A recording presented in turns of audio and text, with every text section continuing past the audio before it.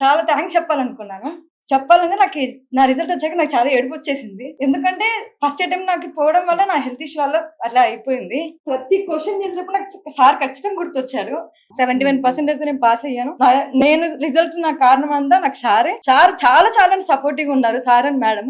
ఇక్కడ ఉన్న ఫ్యాకల్టీ కూడా నాకు చాలా సపోర్టివ్‌గా ఉన్నారు. ట్రాన్స్‌కోడ్‌ని అయితే అసలు మంచిగా సజెస్ట్ చేస్తాను. నా పేరు నాగలక్ష్మి. నాకు 81% వచ్చింది. మాకు సార్ ఎట్లా ట్రైనింగ్ ఇచ్చారంటే, రేపు ఎగ్జామ్ ఉందన్నప్పుడు మాకు ఈరోజు మార్నింగ్ నుంచి నైట్ వరకు క్లాస్ తీసుకొని మొత్తం అన్ని క్లియర్గా ఎక్స్ప్లెయిన్ చేశారు.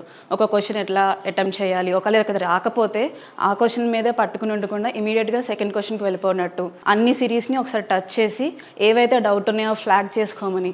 అండ్ ఇంకోటి మెయిన్ మాకు అక్కడ ఎగ్జామ్లో ఇంటర్ఫేస్ ఎట్లా ఉంటుందో కూడా ముందుడేనే మాకు ఇక్కడ వేసి చూపించారు. అక్కడ ప్రాక్టర్స్ హెల్ప్ లేకుండానే మేము చాలా ఈజీగా ఎగ్జామ్ స్టార్ట్ చేయగలిగాము. Coming to fake Madhusudan sir and fake AAPC members, ఇది ట్రాన్స్కోడ్ ఏఏపీసీ అప్రూవ్డ్. మీరు చెప్పేదంతా కాదు.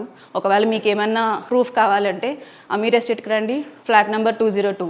మధు సార్ ఇక్కడే ఉంటారు. ఇంకెవరికైనా డౌట్ ఉంటే ఇక్కడికి వచ్చి మధు సార్తో కన్ఫర్మ్ చేసుకోండి. ఫైనల్గా ఒక్క మాట, సింహంతో వేట, మధు సార్తో ఆట అస్సలు మంచిది కాదు.